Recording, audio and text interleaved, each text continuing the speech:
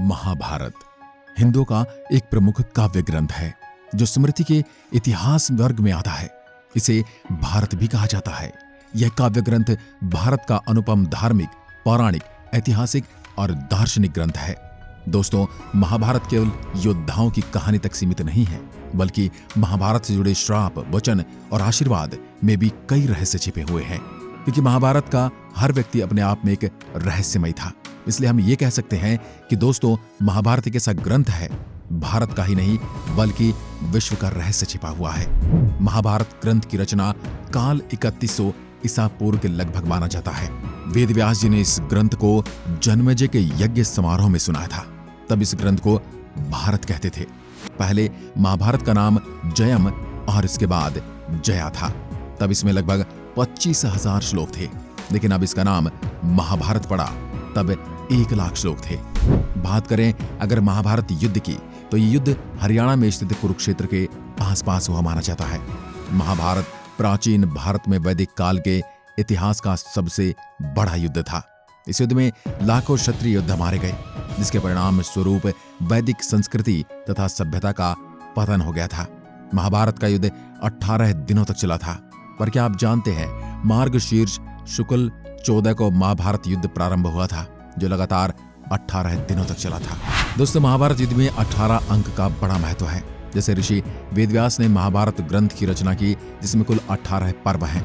आदि पर्व, सभा पर्व, वन पर्व, विराट पर्व, उद्योग पर्व, भीष्म पर्व, द्रोण पर्व, अश्वमेधिक पर्व, महाप्रस्थानिक पर्व, सप्तिक पर्व, स्त्री पर्व, शांति पर्व, अनुशासन पर्व, मौसल पर्व, कर्ण पर्व, शल्य पर्व, स्वर्गारोहण पर्व तथा आश्रम वासिक पर्व।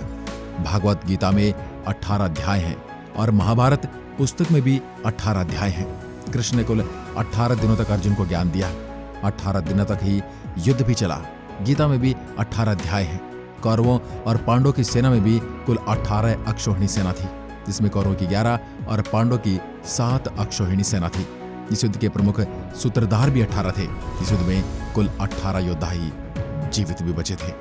महाभारत में पांडु के 5 पुत्रों और धृतराष्ट्र के 100 पुत्रों के बीच की शत्रुता के बारे में तो आप भली भांति जानते हैं। उनके बीच की शत्रुता ने चौसर के खेल में महत्वपूर्ण भूमिका निभाई थी और इसके परिणाम स्वरूप ही पांडव कौरवों ने अपना राज्य, अपनी पत्नी द्रौपदी दोनों को दांव पर लगा दिया था।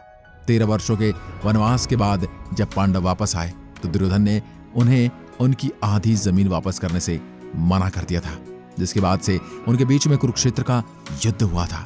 इस युद्ध में भगवान कृष्ण ने अर्जुन को नैतिकता का पाठ पढ़ाया, जिसे भगवत गीता कहा जाता है।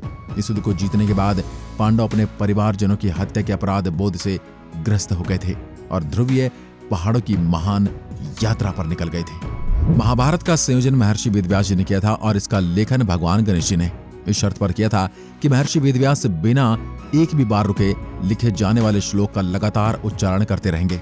फिर वेदव्यास ने भी एक शर्त रखी कि वो श्लोकों का अर्थ समझाने के साथ ही उसका उच्चारण करेंगे, लेकिन गणेश उन्हें अपने दिमाग में व्याख्या किए बिना नहीं लिखेंगे।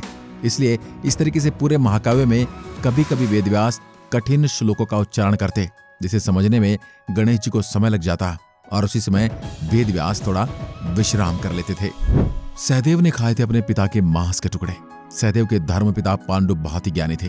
उनकी अंतिम इच्छा थी कि उनके 5 बेटे उनके मृत शरीर के यानी उनके दिमाग के हिस्से को खाएं, ताकि उन्हें जो ज्ञान अर्जित किया है वो उनके पुत्रों में चला जाए। सिर्फ सहदेव ने ही हिम्मत दिखाकर अपने पिता की इच्छा का पालन किया था। उन्होंने पिता के मस्तिष्क के 3 हिस्से खाए। पहले टुकड़े को खाते ही सहदेव को इतिहास का ज्ञान हुआ। दूसरे टुकड़े को खाने से वर्तमान का और तीसरे टुकड़े को खाने से ही भविष्य को देखने लगे थे। इस तरह वे त्रिकालदर्शी बन गए थे। धृतराष्ट्र अंधे क्यों थे? धृतराष्ट्र अपने पिछले जन्म में एक बहुत ही दुष्ट राजा था। एक दिन उसने एक नदी में एक हंस जो अपने बच्चों के साथ आराम से विचरण कर रहा था, उसे देखा। वह हंस को इतना ज्यादा प्रसन्न न देख सका और आदेश दिया कि उस हंस की आंखें फोड़ दी जाए और फिर उसके बच्चों को मार दिया जाए। इसी वजह से अगले जन्म में वह अंधा पैदा हुआ और उसके पुत्र भी उसी तरह मृत्यु को प्राप्त हुए जैसे उस हंस के प्राप्त हुए थे। युद्ध में बलराम नहीं हुए थे शामिल। कृष्ण के भाई बलराम बहुत शक्तिशाली थे। उन्होंने कई युद्ध लड़े, लेकिन उनकी महाभारत के युद्ध में शामिल नहीं हुए, क्योंकि वो कौरवों और पांडवों के समान मित्र थे। उन्होंने कृष्ण को भी दोनों के बीच में न पड़ने से मना किया था। इसलिए श्री कृष्ण ने अर्जुन से उन्हें या फिर उनकी सेना में से किसी एक को चुनने के लिए कहा था। दुर्योधन ने उनकी सेना को चुना, इसलिए श्री कृष्ण भी केवल अर्जुन के सारथी बने। बाद में बलराम जी की मृत्यु समाधि लेकर हुई थी। आज भी जीवित है अश्वत्थामा।